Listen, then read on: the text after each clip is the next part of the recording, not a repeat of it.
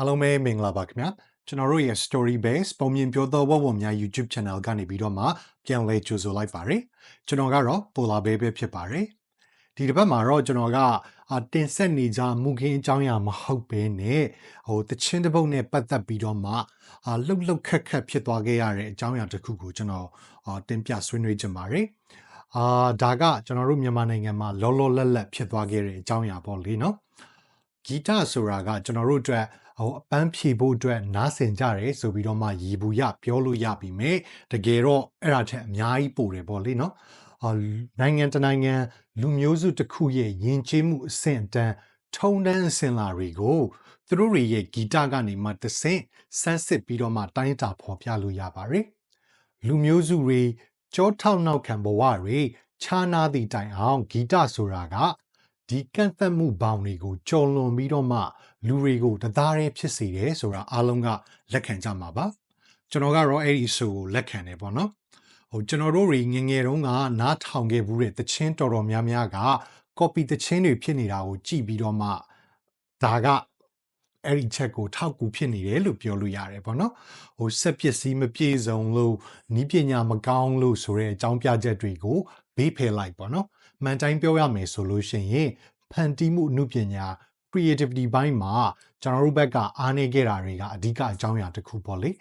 အဲ့လိုမျိုးပြောလို့ကျွန်တော်တို့မြန်မာပြည်ကတေးရေးတေးဆိုတွေကမတော်ကြဘူးလားဆိုတော့တော်ကြပါတယ်ကျွန်တော်တို့တောင်မှလေပြောရမယ်ဆိုရင်တို့လိုမျိုးရှိပြီးသားတန်စင်တစ်ခုမှာတချင်းစာသားတွေလှလှပပထည့်ပြီးတော့မှမရေးတတ်မဆိုတတ်ဘူးလေနော်အဲ့လိုမျိုးကျွန်တော်တို့ဘက်က creativity ဖန်တီးမှုအမှုပညာအားနည်းရတဲ့အကြောင်းပြချက်တွေကလည်းအများကြီးရှိတာပေါ့လေနော်အမှုပညာဝမ်းစာမပြေဝလို့စာဖတ်အားမနိုင်လို့ဆိုတာတွေအပြင်ကျွန်တော်တို့ဒီ1960လောက်ကနေစပြီးတော့မှဒီ2010နောက်ပိုင်းလောက်အထိပေါ့နော်မြန်မာနိုင်ငံမှာ sensor ဆိုတဲ့စကားလုံးတစ်ခုအောက်မှာဖိနှိပ်ချုပ်ချယ်မှုတွေအများကြီးရှိခဲ့တာကကျွန်တော်တို့တွေရဲ့ဒီဖန်တီးမှုအမှုပညာ creativity ကိုကန့်သက်ထားတဲ့အကြောင်းရင်းတစ်ခုပေါ့လေနော်အဲ့ဒီလိုကန့်သက်ထားတဲ့အခြေအနေတွေကမှပေါ့နော်ဒါကိုပိုင်တန်စင်နဲ့စာသားတွေနဲ့တချင်းရေးဆိုတိဆက်ခဲ့ကြတဲ့ဆိုတော်တွေတေးရေးတွေလည်းအများကြီးရှိခဲ့တာပဲပေါ့နော်အဲ့လိုမျိုးထဲကမှပေါ့နော်ကိုပိုင်တန်စင်တေးသွားတွေနဲ့အောင်မြင်ခဲ့တဲ့ဆိုတော်တွေတေးရေးတွေကအများကြီးရှိပါတယ်အဲ့ဒီထဲကမှကျွန်တော်အတွက်မမရရအရှိဆုံးနှုပညာရှင်နှစ်ယောက်ကိုပြပါဆိုလို့ရှိရင်စိုင်းထီးဆိုင်နဲ့ခင်မောင်တို့ကိုပြရမှာပဲဖြစ်ပါတယ်စိုင်းထီးဆိုင်ဆိုခဲ့တဲ့တခြင်းတွေကတော့ကျွန်တော်ငငယ်ကလေးကကြိုက်ခဲ့တာပေါ့နော်ခင်မောင်တို့ကတော့ကျွန်တော်9ရန်10ရန်လောက်ရောက်တော့မှသေချာနားထောင်ပြီးတော့မှကြိုက်တက်လာတာပေါ့နော်အဲ့လိုမျိုးကျွန်တော်နားထောင်ခဲ့တဲ့တခြင်းတွေအများကြီးတဲကမှပေါ့နော်စိုင်းထီးဆိုင်ဆိုထားခဲ့မှုတဲ့ဆုတောင်းခဲ့မှုတဲ့မိငယ်ဆိုတဲ့တခြင်းကိုအိန္ဒိယနိုင်ငံမီဇိုရမ်ပြည်နယ်က House of Madness ဆိုတဲ့အဖွဲ့ကသူတို့ဘာသာစကားနဲ့ကာဗာပြန်ဆိုထားတာကိုတလောလုံးကကျွန်တော်နားထောင်မိတယ်ပေါ့နော်ကိုရီငယ်တုန်းကကက်ဆက်ခွေနဲ့နားထောင်ခဲ့ဘူးတဲ့မြန်မာသချင်းတစ်ပုဒ်ကနိုင်ငံသားမှာပုံစံတစ်မျိုးနဲ့ပေါက်နေပါလားဆိုပြီးတော့မှအဲ့ဒီအတွေးနဲ့ကြည်နူးမိတာပေါ့နော်မြန်မာသချင်းကို copy ကူးတယ်ဆိုပြီးတော့မှစိတ်ဆိုးဒေါသထွက်တာမျိုးတော့မဖြစ်မိဘူး။ဘာကြောင့်လဲဆိုတော့ခါကျတော့အဲ့ဒီအဖွဲ့ကသူတို့အဲ့ဒီသချင်းကိုထုတ်တဲ့အချိန်မှာစွန်ကျဲအိုရဲ့ပုံလေးကိုပေါ့နော်သူတို့ရဲ့သချင်း album cover မှာထည့်ထားတော့ခါကျတော့ဒါကစွန်ကျဲအိုကိုအယုတ်သိပေးထားတာပဲ respect ပေးထားတာပဲဆိုပြီးတော့မှကျွန်တော်ခံစားမိတယ်ပေါ့နော်။အဲ့တော့လူတဦးတယောက်ဖန်တီးခဲ့တဲ့ဂီတအမှုပညာကသူနေထိုင်ရာဒေသဖြစ်တဲ့မြန်မာနိုင်ငံကိုကျော်လွန်ပြီးတော့မှတခြားနိုင်ငံတစ်ခုကအမှုပညာရှင်တယောက်ကနေပြီးတော့မှတဆင့်အဲ့ဒီဒေသကလူတွေကိုပါလွှမ်းမိုးမှုရှိနေတာကဂီတရဲ့လွတ်လပ်မှုပေါ့နော်ကွဲပြားခြားနားမှုတွေကိုကျော်လွန်ပြီးတော့မှလူတွေကိုပေါင်းစည်းနိုင်မှုကိုပြသနေတာပဲဆိုတာဒါကျွန်တော်ခံစားမိတယ်ပေါ့နော်ပြောစရာရှိတာတခုကမီဇိုရမ်ပြည်နယ်ကချင်းပြည်နယ်ကပ်နေတဲ့အိန္ဒိယနိုင်ငံကပြည်နယ်တစ်ခုဖြစ်နေတော့ပတ်သက်ကူးလူမှုတွေကတော့တနည်းတစ်ဖုံနဲ့တော့ရှိနေနိုင်တာပေါ့လေနော်ဒါပေမဲ့လေကိုမြန်မာပြည်ကတချင်းကိုဒီလိုမျိုးနိုင်ငံခြားကအဖွဲ့တစ်ဖွဲ့ကပြန်ဆိုထားတာလေးကိုတော့ဘာပဲပြောကျေနပ်တယ်ပေါ့နော်ဒါပေမဲ့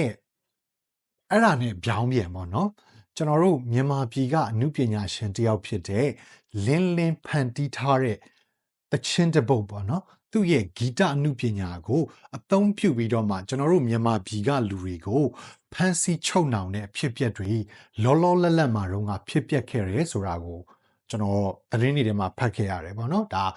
ကျွန်တော်တို့ story base ပရိသတ်တွေလည်းအဲ့ဒါကိုမြင်ခဲ့ကြမှာပေါ့နော်ဒီသတင်းကိုမြင်ကြားရတာကဒါတော်တော်ကိုမှစိတ်မကောင်းဖြစ်ရတယ်လို့ပဲကျွန်တော်တို့မြန်မာပြည်ကလူတွေရဲ့ဘဝကလွန်ခဲ့တဲ့နှစ်30ကျော်ပေါ့နော်ဒီ1990ခုနှစ်ဒီကာလတွေကိုပြန်ရောက်သွားတယ်လို့ပဲလို့ကျွန်တော်တန်းတွေးမိတယ်ပေါ့နော်။ဘာကြောင့်လဲပေါ့။အဲ့ဒီတုန်းကဆိုလို့ရှိရင်အခုလိုမျိုးတချင်းမပြောနဲ့ပေါ့နော်။ရေဒီယိုနားထောင်လို့ရှိရင်တောင်မှပြဿနာတက်နိုင်တဲ့အခြေအနေ။မြန်မာပြည်သူလူထုတော်တော်များများက VOA BBC ကလာတဲ့သတင်းတွေကိုခိုးကြောင်ခိုးဝက်တိတ်ခိုးပြီးတော့မှနားထောင်ခဲ့ရတဲ့အခြေအနေမှာရှိခဲ့တာပေါ့။ဘာကြောင့်အဲ့လိုမျိုးနားထောင်ခဲ့ရလဲဆိုတော့ခါကြတော့ဒီနိုင်ငံပိုင်သတင်းစာတွေဖြစ်တဲ့ကြေးမုံတို့မြမအလင်းတို့ကနေပြီးတော့မှဒီခုလိုမျိုးစာပိုက်တွေကိုပေါ့နော်သတင်းစာနောက်ကျောပိုင်းမှာရောစာမျက်နှာအတွင်းပိုင်းမှာရောပေါ့နော်ထည့်ပြီးတော့မှဝါဒတွေဖြန့်နေတာပေါ့နော်BBC BOA လိန်နေသည်စသဖြင့်ပေါ့နော်သူတို့ဝါဒဖြန့်နေခဲ့ကြတာသူတို့ဘာသာသူတို့ဝါဒဖြန့်တာကိုယ့်ဘာသာကိုနားထောင်စရာရှိတာနားထောင်ဖို့ဆိုပြီးတော့မှအထွန်းတက်ကြသူတွေလည်းရှိကြပါလိမ့်မယ်ဒါပေမဲ့အဲ့ဒီခေတ်ကာလကိုကြုံတွေ့ဖြတ်တန်းခဲ့ရတဲ့သူတွေအတွက်ပေါ့နော်ဒါအဲ့ဒီခေတ်ကာလအခြေအနေမှာခင်ညွန့်ရဲ့လက်အောက်ခံအဖွဲ့ဖြစ်တဲ့ထောက်လန်းရေးအဖွဲ့ဆိုတာဘလောက်ထိကြောက်ဖို့ကောင်းနေဆိုတာကိုသိခဲ့ကြမှာပါအဲ့ဒီထောက်လန်းရေးအဖွဲ့ဝင်တွေကမုံစည်းတွေလည်းဖြစ်နေနိုင်တယ်ညနဲ့တကောင်ကြီးကိုမုံဖက်ထုတ်ဆိုပြီးတော့မှလာអော်ပြီးတော့မှရောင်းနေတဲ့သူလည်းဖြစ်နိုင်တယ်ကုံပြောရမယ်ဆိုလို့ရှိရင်ကွာလက်ဖက်ရည်ဆိုင်မှာခီးသွားဟန်လွဲလက်ဖက်ရည်လာတော့ရင်းနဲ့စိုင်ထိုင်နေတဲ့လူတွေဘာပြောနေကြသလဲဆိုတာကိုတိတ်တဆိတ်လာပြီးတော့မှစနေနာနေတဲ့လူတစ်ယောက်လည်းဖြစ်နေနိုင်တဲ့အတွက်ကြောင့်မလို့ပဲအဲ့ဒီတော့လူတစ်ယောက်ဒီရေဒီယိုနားထောင်နေလို့ပဲဖြစ်နိုင်ငံရေးအကြောင်းကိုလက်ဖက်ရည်ဆိုင်မှာပြောမိနေတာကြောင့်ပဲဖြစ်ထောက်လန်းရေးအဖွဲ့ရဲ့လက်ချက်ကြောင့်မို့လို့အဖမ်းခံသွားရနိုင်တယ်အဲ့ဒီအတွက်ကြောင့်ပဲအဲ့ဒီခေတ်ကာလကလူငယ်တွေကိုကျွန်တော်တို့မိဘတွေလူကြီးတွေကဘာပြောကြလဲဆိုတော့အခါကျတော့မင်းလှုပ်ချင်တာလှုပ်နိုင်ငံရေးတော့မလှုပ်နဲ့ဆိုပြီးတော့မှပြောကြရတဲ့အထိပဲပေါ့နော်ဒါပေမဲ့လေနိုင်ငံရေးဆိုတာကိုကိုယ်တိုင်ကိုယ်ကြမလုပ်ခဲ့တဲ့လူတွေလည်းပဲဒီ2021 February လမှာဖြစ်ပျက်ခဲ့တဲ့အကြောင်းအရာတွေကြောင့်မို့လို့နိုင်ငံရေးဆိုတာဒီကျွန်တော်တို့ရဲ့ဘဝမှာဘလောက်တိုင်းတာထိလွှမ်းမိုးမှုရှိတယ်ဆိုတာထိခိုက်မှုရှိလာတယ်ဆိုတာငြင်းမရတဲ့ဖြစ်ပျက်တစ်ခုပေါ့နော်ခုခေတ်မှာတော့ခင်ညွန့်ရဲ့ထောက်လန်းရေးအဖွဲ့ဆိုတာကမရှိတော့ပြီမဲ့တခြားအဖွဲ့တွေကတော့နေရာအနှံ့မှာရှိနေတာပါပြူစောထီတွေရှိမယ်ကို6ကိုတွေရှိမယ်ပြီးတော့ပေါ်တင်ဘောမာတဲ့ဖွဲ့တွေရှိမယ်ဂရီပါလက်အိတ်ကလေးဆွတ်ပြီးတော့မှဖွာရွလေးမတဲ့သူတွေရှိမယ်ပေါ့နော်ကုံပြောရမယ်ဆိုလို့ရှိရင်ကွာတတိယအုပ်စုအမိခံပြီးတော့မှဘောခိုးမတဲ့သူတွေလည်းရှိတယ်လို့ကြည်ယာသီးတွေလည်းရှိမယ်ကွာကြည်ရသည်ဆိုတာကအပြင်မှာတော့နီရဲလေးနဲ့ကြည်လို့လှသလောက်ပေါ့နော်အတွင်းမှာကျတော့စိမ့်ပုတ်နေတဲ့ဟာမျိုးပေါ့ဖျဲသီးတွေနဲ့ပြောင်းပြန်ပေါ့ကွာဒီလိုမျိုးလူတွေရှိနေလို့လဲပဲခုလိုမျိုးတချင်းတွေကိုဖွင့်ပြီးတော့မှဒီလူကဘယ်သူလဲဒီအဆိုတော်ကဘယ်သူလဲဒီတချင်းကိုတိလားဆိုပြီးတော့မှအသွင်ယူပြီးတော့မှဖန်ဆီးတာမျိုးတွေကဖြစ်လာတာပေါ့နော်ဒီဖြစ်ပျက်ကရက်ကွက်တစ်ခုမှာပဲဖြစ်ပျက်ခဲ့တာမဟုတ်ဘူးဆိုတော့ခါကြတော့ကျွန်တော်တို့ပြည်တွင်းမှာရှိနေတဲ့ပြည်သူတွေဖို့နေရေးထိုင်ရေးနေ့စဉ်ဘဝမှာပါနတ်ဖို့လိုအပ်လာတယ်လို့ကိုယ်စီလာမဲ့ဘေးအန္တရာယ်တွေကိုလေကြိုမြင်ကြိုကာပြီးတော့မှကြိုရှောင်တက်ဖို့ကလည်းအရေးကြီးလာတာပေါ့လေနော်အဲ့လိုပြောလို့ကိုယ်ယုံကြည်ချက်တွေနဲ့ကိုယ်ယက်တီမှုကိုခွာချပြီးတော့မှလစ်လျူရှုပလိုက်ဖို့ကျွန်တော်ပြောနေတာမဟုတ်ပါဘူးကျွန်တော်တို့ပြည်သူတွေ1960ခုနှစ်နောက်ပိုင်းပေါ့နော်ဒါနေဝင်းခေတ်ကလေးကဖိနှိပ်ခံလာရသည့်တိုင်အောင်ယုံကြည်မှုမျှော်လင့်ချက်တွေကမိမ့်မိန်သွားခဲ့တာမှမဟုတ်တာ1988ခုနှစ်နောက်ပိုင်းကာလမှာလေအဲ့ဒီယုံကြည်မှုမျှော်လင့်ချက်တွေကဆက်လက်ရှင်သန်နေခဲ့တာပဲအဲ့ဒီအတွက်ကြောင့်လဲပဲပြည်သူတွေရဲ့အမြင်ကိုမှိုင်းမိအောင်လုပ်ဆိုပြီးတော့မှသတင်းစာနယ်ဇင်းနဲ့မီဒီယာတွေမှာစံစာတွေမျိုးစုံလုပ်နိုင်ငံတကာမီဒီယာတွေကအမားတွေတင်ပြနေပါတယ်မယုံကြည်ရတဲ့သတင်းရင်းမြစ်တွေပါဆိုပြီးတော့မှကျွန်တော်တို့ပြည်သူတွေကို ဝါဒမိုင်းတိုက်ခဲ့ကြတာလीနော်အခုလိုမျိုး internet ခေတ်မှာဝါဒမိုင်းတိုက်ဖို့ကပို့ပြီးတော့မှတော့လွယ်ကူလာတယ်လို့ကျွန်တော်တို့ပြောလို့ရတယ်ကျွန်တော်တို့မြန်မာပြည်မှာအသုံးအများဆုံးလူမှုကွန်ရက်ဖြစ်တဲ့ Facebook မှာဆိုလို့ရှိရင်အရေးမရအဖက်မရသတင်းတွေကစက္ကန့်နဲ့အများမိနစ်နဲ့အများတက်နေတာပဲလေနော်ဟိုကျွန်တော် follow လုပ်မထားတဲ့ Facebook page တွေကနေပြီးတော့မှကျွန်တော်တော့မှမကြားဘူးတဲ့သူတွေရဲ့အတင်းဖြင်းသတင်းတွေအညီဟောက်သတင်းတွေကမျိုးစုံပလူပြန်နေတာပဲလေနော်ဟိုရေဘူးရအားဖြင့်လူတွေစိတ်ဝင်စားမှုပိုများမယ်ဆိုတာဟိုပြောစရာတော့မလိုဘူးပေါ့လေနော်စိတ်ဝင်စားကြလို့ပဲဟိုလူတွေက comment တွေပေးကြတယ် like react တွေလုပ်တယ်ပြီးတော့ share လုပ်ကြတယ်အဲ့ဒီအတွက်ကြောင့်မလို့လဲပဲဒီ Facebook ရဲ့ algorithm ကဒီသတင်းဒီလူစိတ်ဝင်စားမှုများတယ်လူကြိုက်များတယ်ဆိုပြီးတော့မှဟိုကျွန်တော်တို့ရဲ့ Facebook news feed အထိကိုရောက်လာတာလေနော်ဟိုကျွန်တော်တို့လည်း like and follow လုပ်မထားဘဲနဲ့လာပေါ်နေတာမျိုးကဖြစ်နေတာပေါ့လေနော်နောက်တစ်ခုကအရင်တုန်းကသတင်းတွေထဲမှာပါခဲ့တဲ့အချက်လက်တွေရဆိုလို့ရှိရင်ဟိုစကားစားဘက်ကပေါ့နော်သူတို့တွေရဲ့ lobby channel တွေကနေပြီးတော့မှတဆင့်ဘယ် page ကနေဘာတင်နေဆိုလို့ရှိရင်like comment react share လုပ်ရမယ်ဆိုတော့အမိန့်တွေပေးခဲ့တာမျိုးတွေရှိခဲ့ဘူးတယ်ပေါ့နော်အဲ့ဒီတော့အခုနောက်ပိုင်းမှာပေါ့နော်ဟိုဒီ celebrity တို့ပေါ့နော်ဒီဖြောပြရေးလောကတွေကလူတွေရဲ့အသွင်သတင်းတွေကဖော်ဖော်တီတီပေါ်လာတယ်တက်လာတယ်ဆိုတော့အချက်ကနောက်မှာပေါ့နော်လက်မဲကြီးတစ်စုံကရှိမနေပါဘူးလို့ကျွန်တော်တို့ပြောလို့မရဘူးငွေရှိလို့ရှိရင်ဘာမဆိုလုပ်လို့ရတယ်လို့သတင်းမီဒီယာဆိုတာကိုလည်းလိုသလိုပုံဖော်လို့ရတယ်နှက်ချောင်းပေးလို့ရတယ်ပေါ့နော်အဲ့ဒီတော့ Facebook အပါအဝင်ဒီလူမှုကွန်ရက်သတင်းဟို social media တွေမှာဒီအညီဟောက်သတင်းတွေနဲ့သတင်းတုတွေမဟုတ်မမှန်လောက်ကျန်သတင်းတွေကအများကြီးရှိနေတာပေါ့လေနော်သိတဲ့အတိုင်းပဲဒါတချို့သတင်းမီဒီယာသမားတွေကအဘအကြိုက်ပြောပေးလုပ်ပေးကြမှာတွေအများကြီးရှိကြတယ်လို့ပဲဒီ celebrity လို့နာမည်ခံထားတဲ့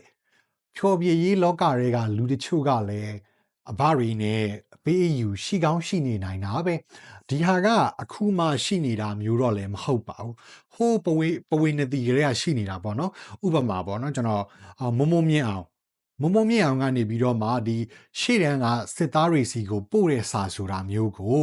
ဟိုနိုင်ငံပိုင်သတင်းစာတွေကနေပြီးတော့မှထည့်ခဲ့တာဟိုး1988ခုနှစ်လောက်ကလေးอ่ะပေါ့နော်ပြီးတော့ကကြတော့ဒီစစ်သားတွေရဲ့မိသားစုဝင်တွေအတွက်အလူငွေနဲ့မဂ္ဂဇင်းစာအုပ်တွေလှူဒန်းပေးပါတယ်ဆိုပြီးတော့မှလေသတင်းတပ်ပုံတွေကပါခဲ့တာပဲပေါ့နော်ဒါတွေကဒီ1988ခုနှစ်နောက်ပိုင်းကာလမှာဖြစ်ပျက်ခဲ့တာဆိုပြီးတော့မှဒါပြောကြတယ်ပေါ့နော်နေ့ရက်အတိအကျတော့မသိရဘူးပေါ့လေနော်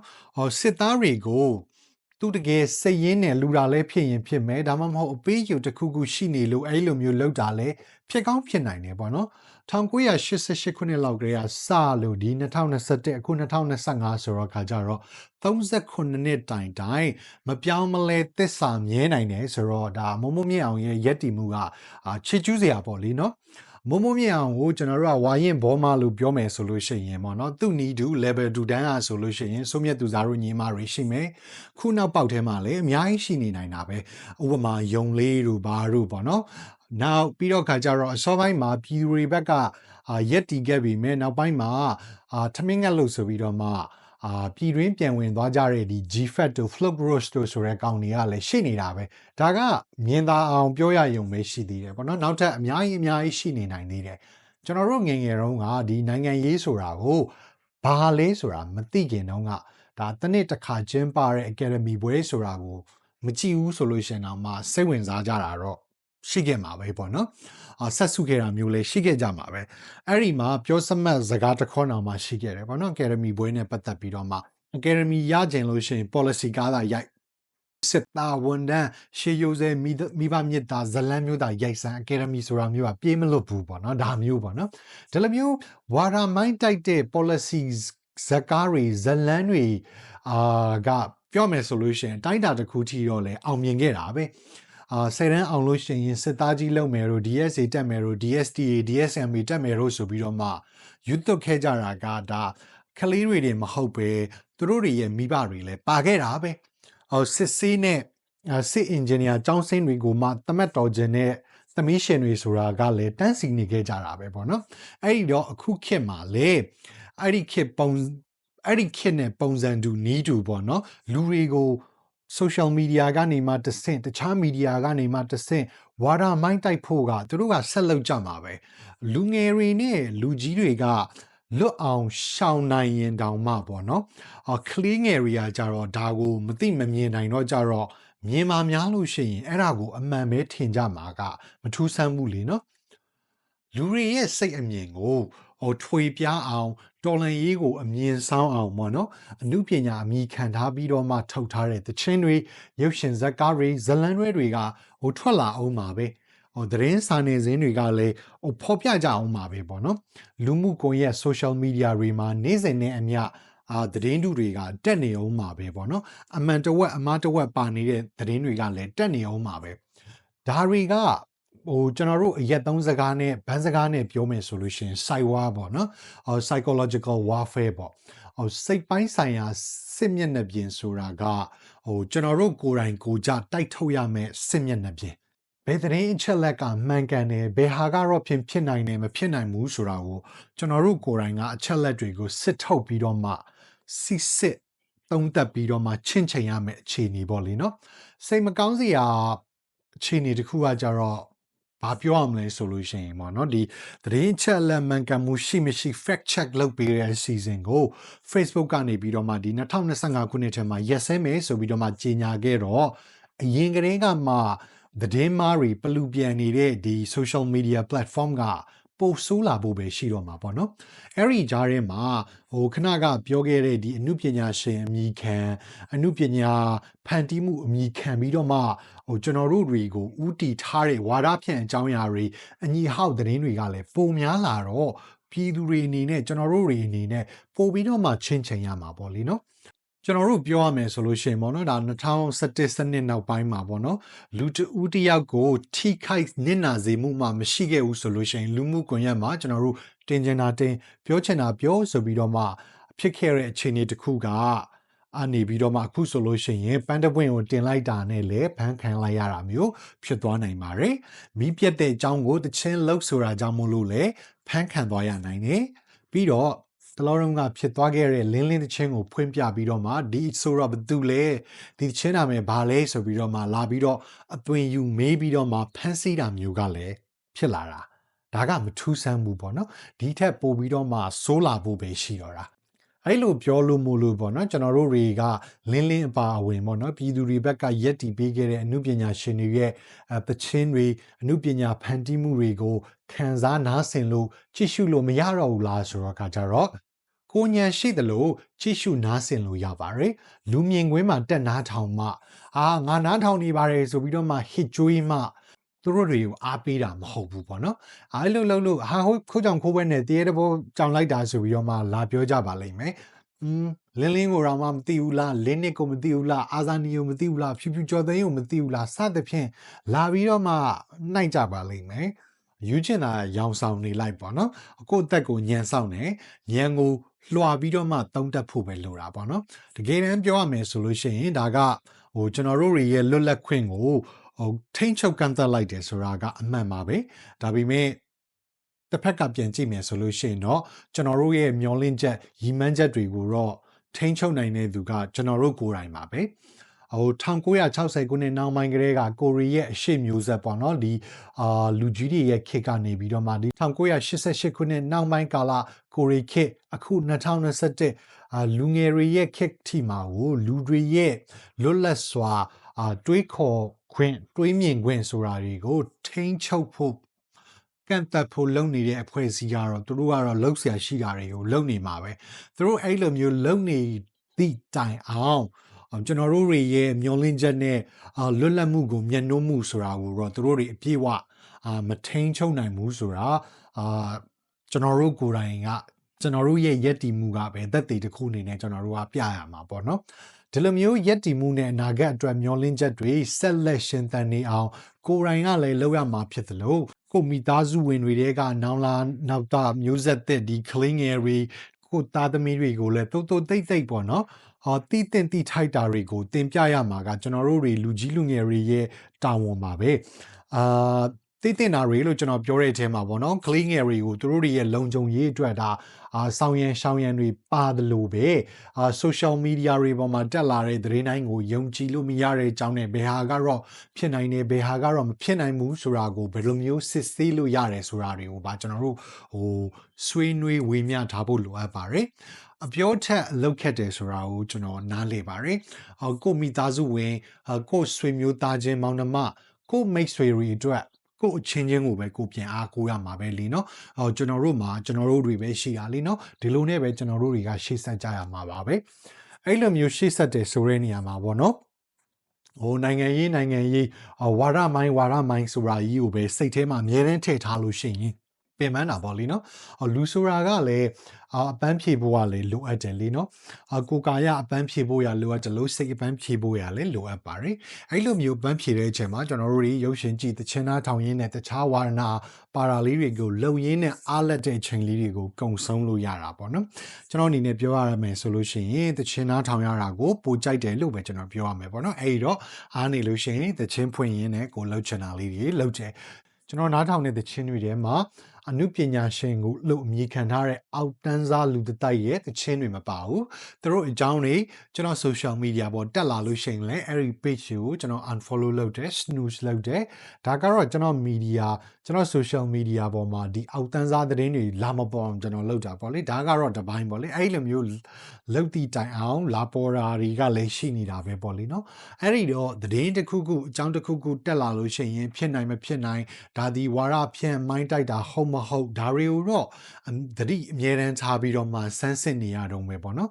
တခါတလေမှာကိုကအမှန်တင်လို့သူများကိုတာပြောကမှသတင်းမှာဒါမှမဟုတ်မပြည့်စုံတဲ့သတင်းဖြစ်နေတဲ့ဟာမျိုးလေရှိခဲ့တာပဲချင့်ချိန်နေရတော့မယ်ပေါ့နော်ပြီးတော့ကျွန်တော်ပြောတိုင်းလဲကျွန်တော်ပြောတာမဟုတ်ဆိုပြီးတော့မှယုံစရာလည်းမလိုပါဘူးကျွန်တော်ကတော့ကျွန်တော်အတွေ့အကြုံနဲ့ချိန်ဆပြီးကျွန်တော်မြင်မိတာကိုဝေမျှတာဆိုတော့လိုအပ်တာတွေကတော့ရှိသွားနိုင်တာပဲလေနော်မန်လေ့လာဆန်းစစ်လို့ရတဲ့နည်းလမ်းတွေကအများကြီးရှိတာပဲမို့ကျွန်တော်ပြောရမြကိုမျက်စိမိတ်ပြီးတော့မှယုံရမယ်လို့ကျွန်တော်မဆိုလိုပါဘူးအမှန်တော့ကျွန်တော်ဒီ channel မှာပေါ့နော်ဒီနိုင်ငံရေးဆိုတာမျိုးကြီးကိုအရင်ကြီးမပြောချင်မိမဲ့အခုပြောရင်းနဲ့ဒါကအခုကနိုင်ငံရေးဘက်ပိုင်းကိုရောက်သွားတဲ့အကြောင်းအရာတစ်ခုဖြစ်သွားတာပေါ့လေနော်တနေ့ကျွန်တော် Facebook page မှာလာပေါ်နေတဲ့အကြောင်းအရာတွေနဲ့ပြီးတော့ခါကျတော့ဒီအမှုပညာရှင်မြည်ခံထားတဲ့အောက်တန်းစားလူတွေရဲ့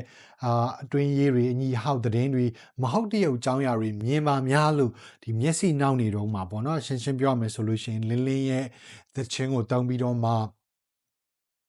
ဖမ်းနေဆိုတဲ့ကိစ္စကိုမြင်လိုက်ရတာအဲ့ဒါကတော်တော်ကြီးကိုစိတ်ထဲမှာနေလို့မကောင်းဘူးပေါ့နော်အဲ့ဒီအချိန်မှာပဲတိုက်ဆိုင်ပေါ့နော်ခဏကျွန်တော်ပြောတဲ့ဒီစွန်ကျဲကိုရေးထားပြီးတော့စိုင်းတိဆိုင်ဆိုထားတဲ့ဒီခွန်အားဖြည့်ဆူတောင်းခဲ့ဘူးတဲ့မိငယ်ဆိုတဲ့တခြင်းကို